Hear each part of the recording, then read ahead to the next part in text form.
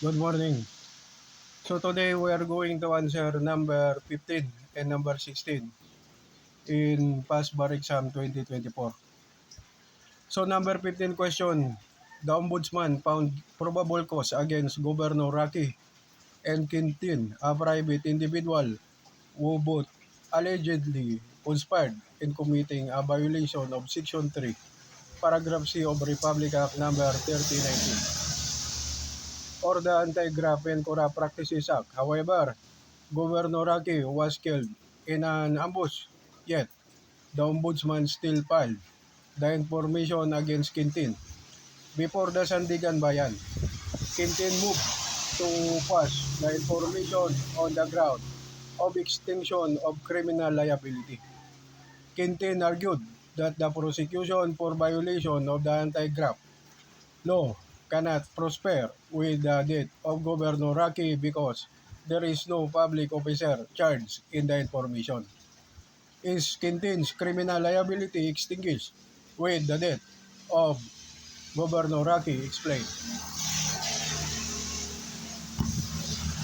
Answer no. The motion to quash is not legally tenable. In a case involving similar facts, the Supreme Court held that the death of the public officer did not mean that the allegation of conspiracy between the public officer and a private person can no longer be proved, or that their alleged conspiracy is already expunged. The only thing extinguished by the death of the public officer was his criminal liability. His death did not extinguish the crime, nor did it remove the basis of the charge of conspiracy between him and the private person. Hence, the Sandigan Bayan had jurisdiction over the offense charge. People versus Go, 25 March 2014, Peralta G. Article 8 of the Revised Penal Code states, conspiracy and proposal to commit felony. Conspiracy and proposal to commit felony are punishable only in the cases in which the law especially provides a penalty therefore. The conspiracy exists when two or more persons come to an agreement concerning the commission of a felony and decide to commit it. There is a proposal when the person who has decided to commit a felony proposes its execution to some other person or persons.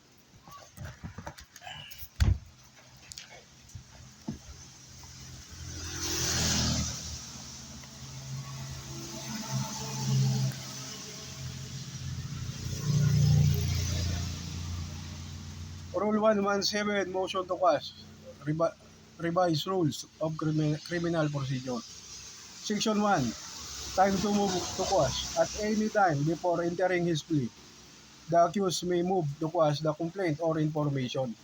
Section 2, form and contents. The motion to quash shall be in writing, signed by the accused or his counsel, and shall distinctly specify its factual, legal grounds. The court shall consider no ground other than those stated in the motion, except lack of jurisdiction over the offense charge. Section 3 grounds. The accused may move to quash the complaint or information or any of the following grounds: that the facts charged do not constitute an offense.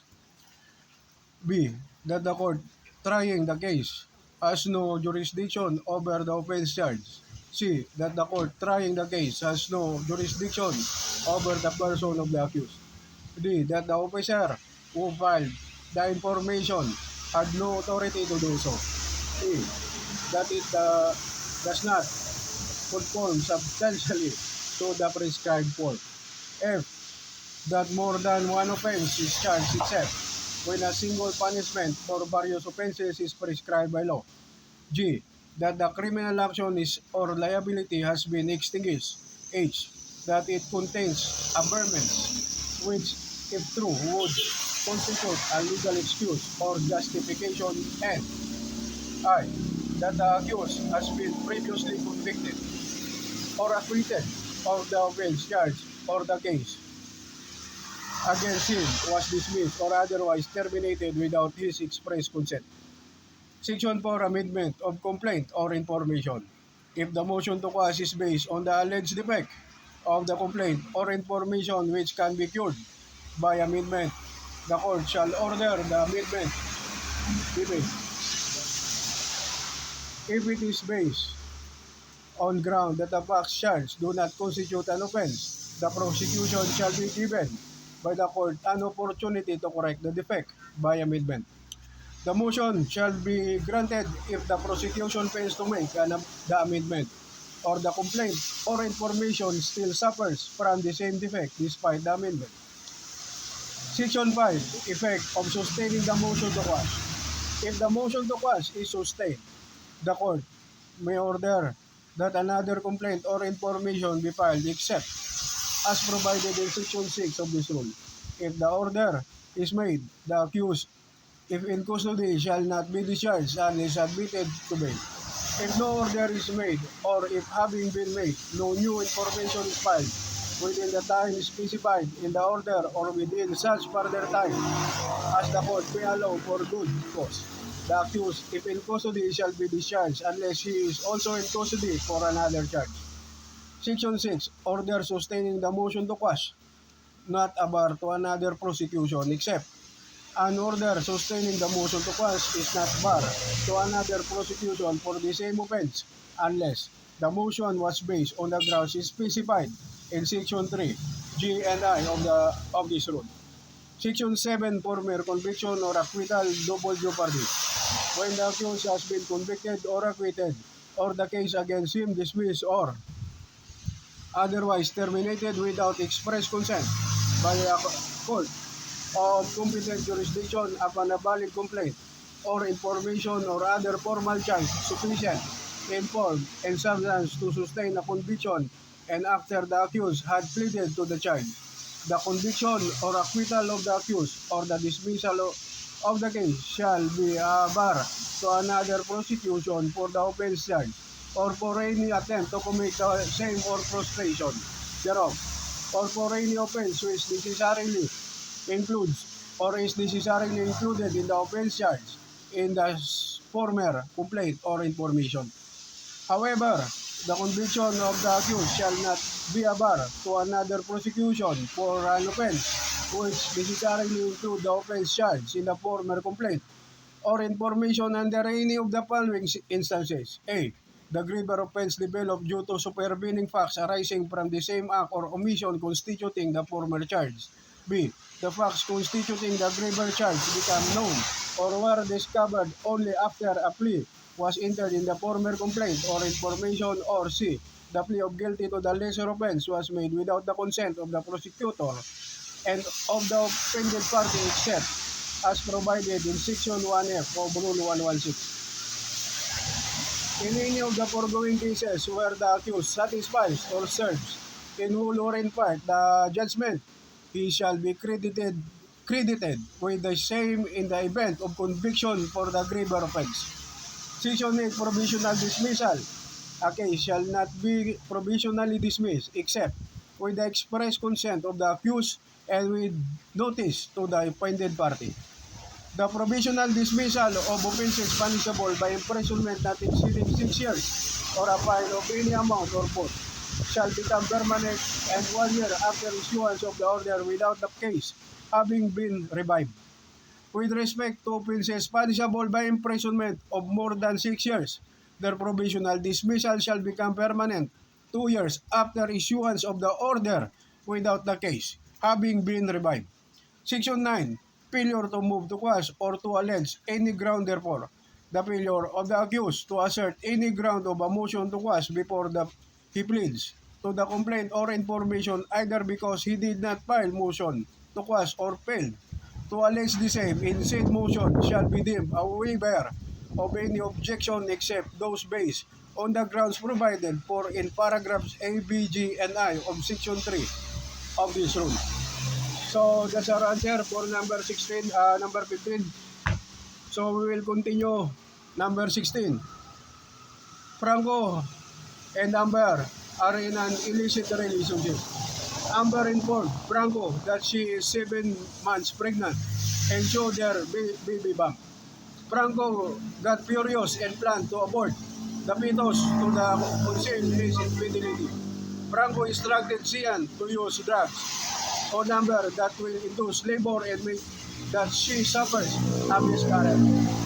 Sian secretly administered drugs or number who then experience abdominal cramping and contractions. Amber was brought to the hospital and delivered a baby girl. However, the baby girl died after 3 days because of multiple organ failure secondary to induced abortion. Absent any conspiracy, discuss the respective participation and criminal liability of Franco and Sian for the death of the baby explained. Answer: Franco and Sian are both principal. Franco is guilty of parricide while Sian is guilty of murder. Article 40 of Civil Code of the Philippines states, birth determines personality but conceived child shall be considered born for all purposes that are favorable to it, provided it be born later with the condition as specified in the following article. Article 41 of same law states, for civil purposes, the fetus is considered born if it is alive at the time it is completely delivered from the mother's womb. However, if the fetus had an intrauterine life of less than 7 months, it is not deemed born if it dies within 24 hours after its delivery from the material womb. Article 17 of Revised Penal Code of the Philippines states, principals. The following are considered principals: those who take a direct part in the execution of the act. 2. Those who directly force or induce others to commit it. 3. Those who cooperate in the commission of the offense by another act without which it would not have been accomplished.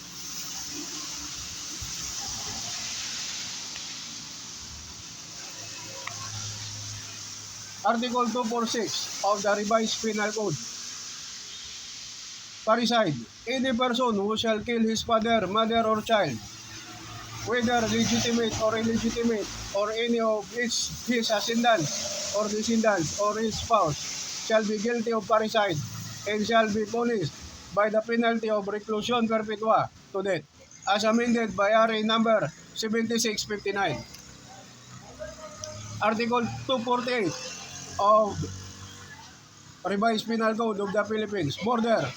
Any person who not falling within the provisions of Article 246 shall kill another, shall be guilty of murder and shall be punished by reclusion perpetua to death.